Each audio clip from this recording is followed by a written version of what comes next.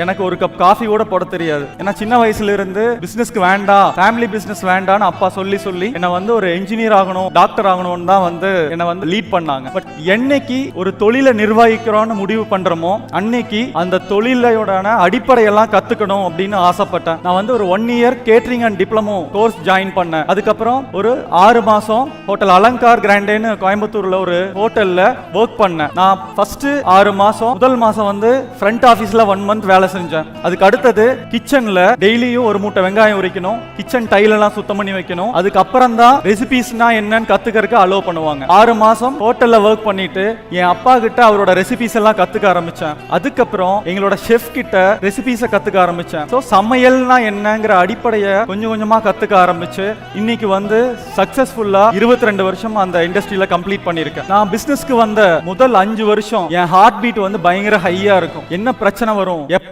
என்ன கம்ப்ளைண்ட்ஸ் வரும், ஃபுட் சரியா இருக்குமா, கெஸ்ட் எக்ஸ்ட்ரா வந்தா எப்படி மேனேஜ் பண்றது, ஸோ அந்த மாதிரி பல பிரச்சனைகள் தான் எனக்கு வந்து அவ்வளோ பயமா இருக்கும் அந்த முதல் 5 வருஷம். ஸோ அவ்வளோ சேலஞ்சஸ் இருக்கும். எப்படி நம்மளுடைய விஷனை நம்மளோட டீமுக்கு கன்வே பண்றது, அவங்களுக்கு எப்படி புரிய வச்சு அவங்கள நம்ம அலைண்டா டிராவல் பண்ண வைக்கிறது. ஸோ அதுதான் நான் பண்ண முதல் 5 வருஷம் நான் பண்ண விஷயம். ஸோ எனக்கு வந்து அந்த 5 வருஷம் மிகப்பெரிய ஒரு லேர்னிங்காக இருந்துச்சு. ஆஃப்டர் 5 இயர்ஸ் நான் வந்து அந்த அனுபவம் வர வர ஒரு கல்யாணத்தில் என்ன பிரச்சனை வந்தாலும் ஹேண்டில் பண்ணுற அளவுக்கு எனக்கு வந்து ஒரு தைரியம் வந்ததுன்னா அந்த நம்ம கற்றுக்கிட்ட விஷயம் ஒரு ப்ராப்ளத்தை எப்படி சால்வ் பண்ணுறோம் அப்படிங்கிற ஒரு விஷயம். வெட்டிங் இண்டஸ்ட்ரியில் ஒரு 5 ஸ்டார் ஹோட்டலில் கொடுக்குற மெனுவை ஏன் ஒரு ஆர்டினரி மிடில் கிளாஸ் வீட்டு கல்யாணத்தில் கொடுக்கக்கூடாது, அந்த மாதிரி அந்த மெனுவை ரீடிசைன் பண்ணோம். ஸோ அதுக்கு மிகப்பெரிய வரவேற்பு கிடைச்சது. எல்லாருமே வந்து ஒரு ஸ்டார் ஹோட்டலில் கொடுக்குற மெனுவை எங்களோட வீட்டு கல்யாணத்தில் ஒரு சாதாரண மனுஷன் வீட்டு கல்யாணத்தில் என்ஜாய் பண்ணுறப்போ அவ்வளோ பேர் அவ்வளோ வந்து சந்தோஷமாக அதை வந்து ரிசீவ் பண்ணாங்க.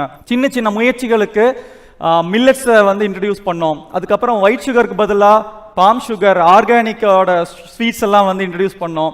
டயட்க்குன்னு ஒரு தனியாக ஒரு கவுண்டர் போட்டோம்.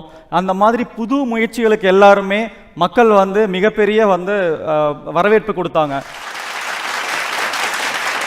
கல்யாண இண்டஸ்ட்ரி வந்து சீசன் பேஸ்டாக போயிட்டு இருக்கு. ஸோ நம்ம வந்து வருஷத்தில் கிட்டத்தட்ட 6லேருந்து 8 மாதம் தான் வேலை செய்கிறோம், மீதி 4 மாதம் சும்மா இருக்கும். ஸோ அப்போ ஏதாவது பண்ணலாம் அப்படிங்கிற யோசிக்கிறப்ப தான் எனக்கு வந்து ஒரு வாய்ப்பு வந்துச்சு. என்னன்னா ராபர்ட் பாஷ் அப்படிங்கிற ஒரு கம்பெனியோட 50th இயர் செலிப்ரேஷன் கோயம்புத்தூரில் நடந்துச்சு. அதுக்கு வந்து ஒரு 6000 பேருக்கு ஒரு டின்னர் நாங்கள் பண்ணோம். அந்த ஃபங்க்ஷனுக்கு அப்புறம் அவங்க வந்து என்னை இன்வைட் பண்ணாங்க. அவங்களோட ஃபேக்ட்ரிக்கு போனோம். போயிட்டு அவங்களோட கேஃப்டீரியாவில் ரெகுலர் ஃபுட் சப்ளை பண்ணுறதுக்கு எனக்கு ஒரு வாய்ப்பு கிடைச்சது.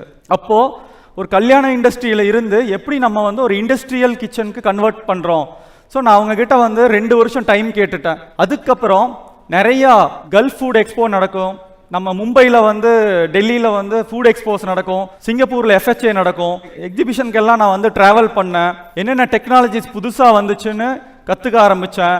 எக்யூப்மெண்ட்ஸ் என்னென்ன இருக்குது, ரெசிபீஸை எப்படி நம்ம வந்து ஸ்டாண்டர்டைஸ் பண்ணலாம், இது எல்லாத்தையுமே கற்றுக்கிட்டு அதுக்கப்புறம் ஒரு கோயம்புத்தூரில் சென்ட்ரலைஸ்டாக ஒரு கிச்சன் பண்ணோம். இன்னைக்கு அந்த கிச்சனில் 30,000 மீல்ஸ் பர் டே வந்து நம்ம ப்ரொடக்ஷன் பண்ணிட்டு இருக்கோம். ஸோ கிட்டத்தட்ட 1000 பேர் டெடிகேட்டடாக அந்த கிச்சனில் ஒர்க் பண்ணுறாங்க.